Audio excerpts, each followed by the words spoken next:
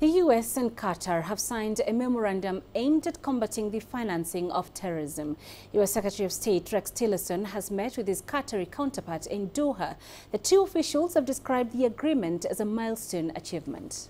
The memorandum lays out a series of steps the two countries will take over the coming months and years to interrupt and disable terror financing flows and intensify counterterrorism activities globally.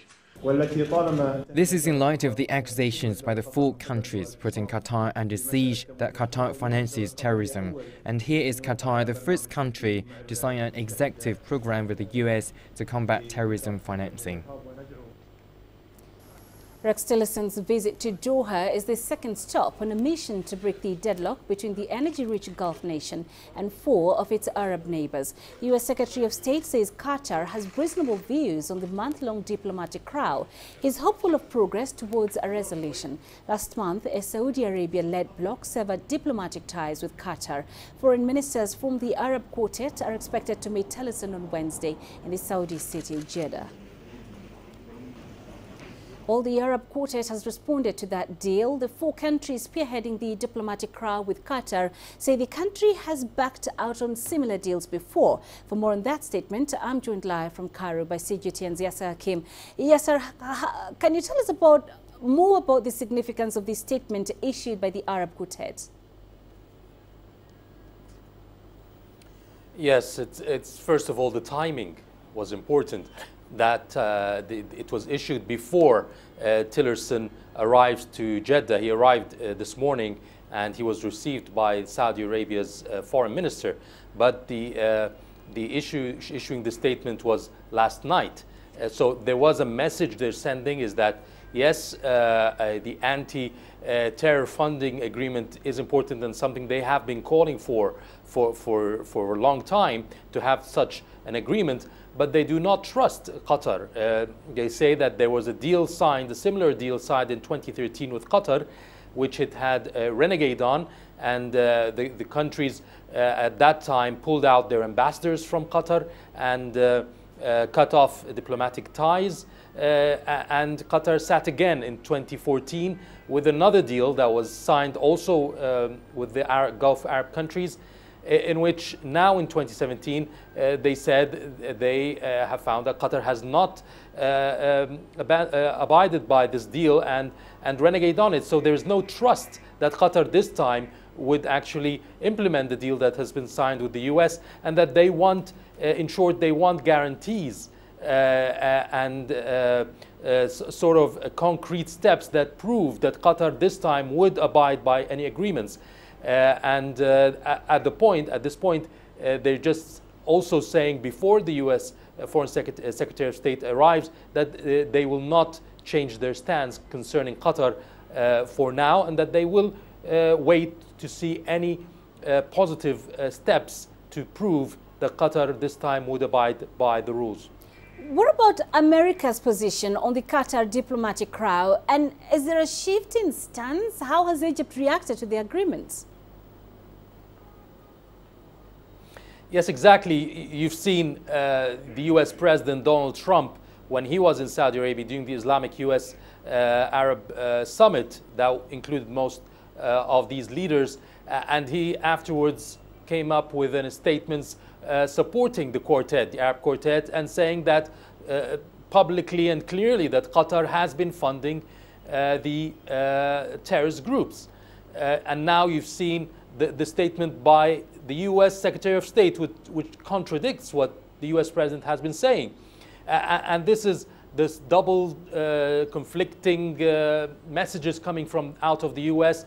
Is something that has caused now a lot of skepticism in the region and between the quartet.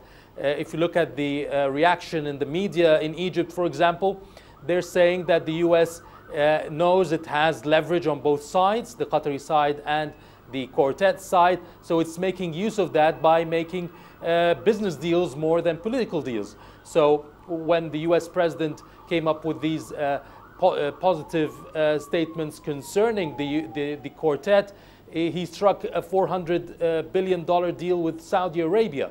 And then afterwards, he struck a military deal with Qatar and came up with this agreement yesterday. So they're looking at it that the US is just making use of this conflict by gaining from both sides rather than putting any political agreement in place. The US has interest in Qatar. If you have to remember, there's a military base, the only military base for the US in the Gulf, the biggest in the Gulf.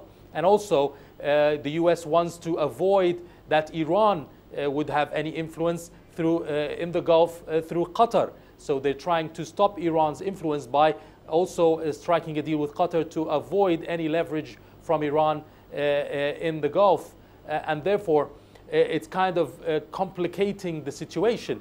And I think that's why the statement was issued last night to make it clear that the quartet will not take this Qatari-US deal seriously at this point. So what's the next step in this crisis? Are we seeing the beginning of a solution? Well, that's, I think, the importance of today's meeting, the U.S. Secretary of State's meeting with the Arab foreign ministers, the four Arab foreign ministers.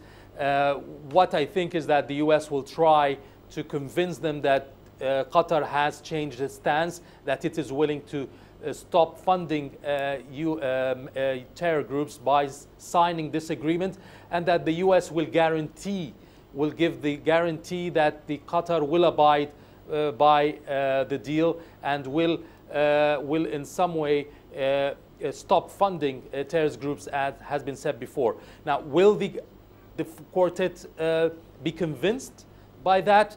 What will be their stance? They said that they will continue their stance concerning Qatar. They will not ease their embargo on Qatar or will not return to normal ties until they see concrete steps. Now, this is where the U.S. how it will convince the Arab countries that Qatar will abide by the rules. And then you say you still have the 13 other points or 12 other points. This was just one condition out of 13 conditions by the Arab quartet. You've got, will Qatar stop housing and giving refuge to the Muslim Brotherhood, which is outlawed in Egypt and in Saudi Arabia and most of the Arab countries? Will it take a step against Hamas? Also in the conditions, will it stop the funding and help and supporting the opposition groups in some Arab countries and the Gulf and Saudi Arabia and the United Arab Emirates? Will it change Al Jazeera's aggressive media campaigns against Arab countries such as Egypt? There are a host of other conditions. And to what extent will Qatar show its willingness to change with